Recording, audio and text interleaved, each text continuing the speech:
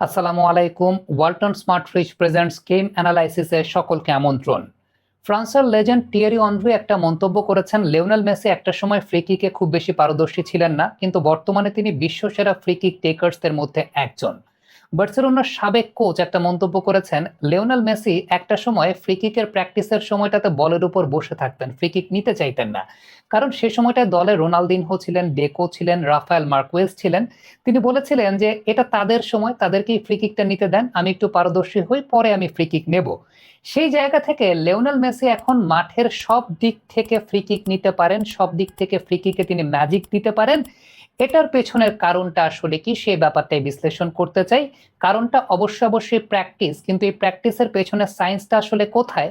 পৃথিবীর বিভিন্ন আন্তর্জাতিক জার্নাল, আন্তর্জাতিক গণমাধ্যমের আলোকে এই আলোচনাটা করতে চাই। দর্শক বলে নেই, এই আলোচনাটা করার আগে, বিশ্লেষণটা করার আগে গবেষণাটা আমি আন্তর্জাতিক বিভিন্ন গণমাধ্যমের যে গবেষণা আছে কিংবা আন্তর্জাতিক বিভিন্ন জার্নালের যে গবেষণা আছে সবকিছুকে কোলাপ করে এই গবেষণাপত্রটা তৈরি করেছি।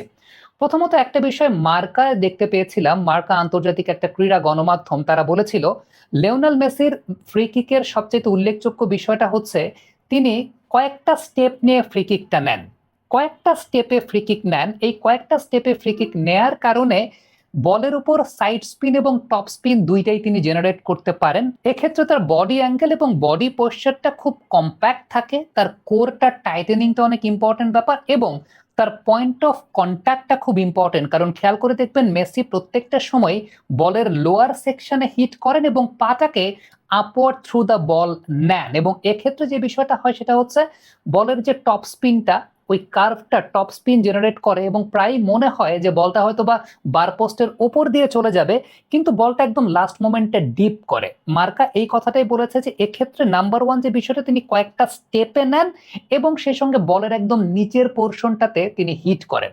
মার্কার গবেষণাপত্রে আরেকটা জিনিস উঠে এসেছে যে লিওনেল মেসি ঠিক যে সময়টাতে বলটাকে কিক নেন, যে সময়টাতে মেসি বলে কিক নেন সে সময় তার অ্যাঙ্কেলের পজিশনটা 50 ডিগ্রিতে থাকে। তার মানে his entire boot is on the ground. মার্কার গবেষণাপত্রে এই বিষয়টা এসেছে যে এই যে আমরা যেটা বলছিলাম যে লিওনেল মেসি একদম নিচে, মানে বলের নিচে কিকটা করেন, এই নিচে কিক করার সময়টাতে ম্যাক্সিমাম ক্ষেত্রে বা 90% ক্ষেত্রেই তার অ্যাঙ্কেলের অ্যাঙ্গেলটা থাকে 50 ডিগ্রি, অর্থাৎ পুরো বুটটাই মাটির ভেতরে থাকে, মানে গ্রাউন্ডের উপরে থাকে, বলের নিচে থাকে তার পুরো বুটটাই। সো এইটা আলটিমেটলি তার একটা অনেক বড় বৈশিষ্ট্যের জায়গা যে স্ট্রাইক করার সময়, এবং এর মাধ্যমে যেটা হয় তার বডি স্টেবিলিটি, বডি ব্যালেন্স এবং বডির কন্ট্রোলটা অনেক বেশি মাত্রায় থাকে।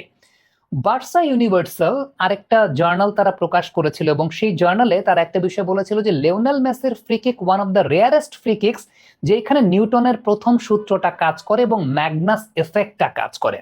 এই ম্যাগনাস এফেক্টটা কিভাবে কাজ করে সেই বিষয়টা যদি আমি আপনাদেরকে একটু বোঝাতে চাই, তাহলে লিওনেল মেসির ফ্রি কিকে perfect direction with perfect velocity এবং উইথ পারফেক্ট স্পিনে তিনি বলটাকে স্ট্রাইক করে থাকেন। মূলত যে সময়টাই তিনি আসলে বলটাকে স্ট্রাইক করেন, যেটা আমি এর আগে বলছিলাম যে একেবারে বলের নিচের পার্টে 50 ডিগ্রি অ্যাঙ্গেলে তার অ্যাঙ্কেলের জায়গাটা, এবং সেই সঙ্গে বলের নিচের পার্টে তার পায়ের পুরো অংশটাই, বুটের পুরো অংশটাই থাকে।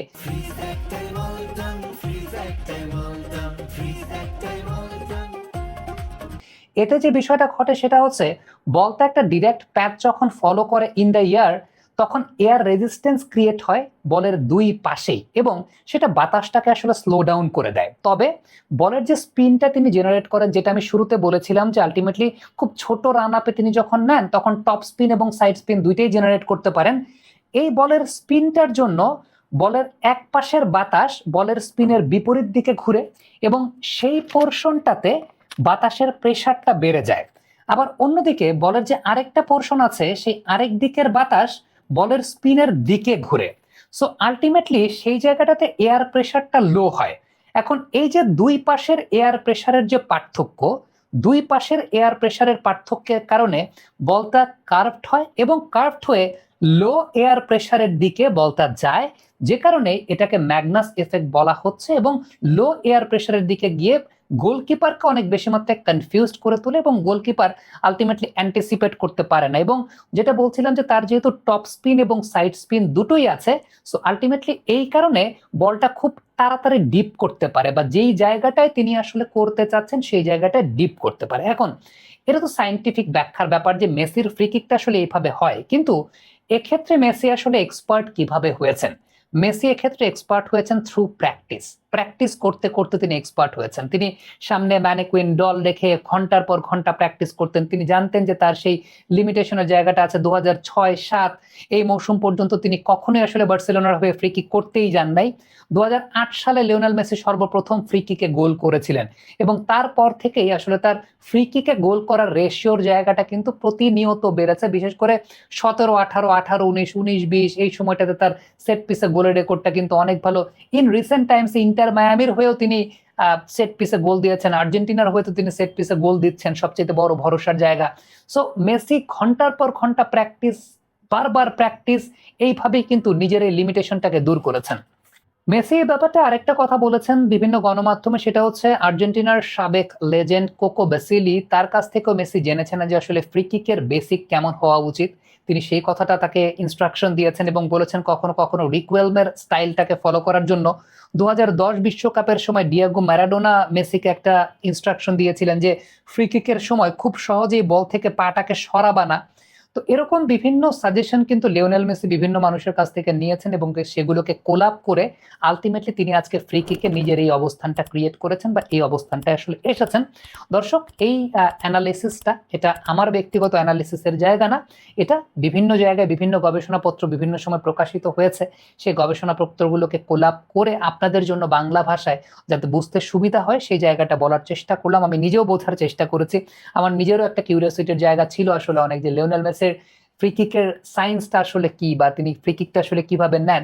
সো যতটুকু পড়েছি, যতটুকু জেনেছি, মার্কা থেকে শুরু করে বার্সেলোনা, ইউনিভার্সালস, তারা যে সমস্ত গবেষণা করেছে সেই জায়গা থেকে যতটুকু বুঝতে পেরেছি আপনাদের সামনে তুলে ধরার চেষ্টা করেছে। আর যে ঘটনাগুলো আছে, দ্য অ্যাথলেটিকো মেসি একটা ইন্টারভিউ দিয়েছিলেন, সেখানেও সেই ব্যাপারে জানা গেছে যে কার কার কাছ থেকে তিনি সেই জায়গাটায় জানতে চেয়েছিলেন ফ্রি কিকের বেসিক সম্পর্কে। কমেন্ট বক্সে আপনাদের মন্তব্য মতামত জানতে চাই, লিখে পাঠাবেন।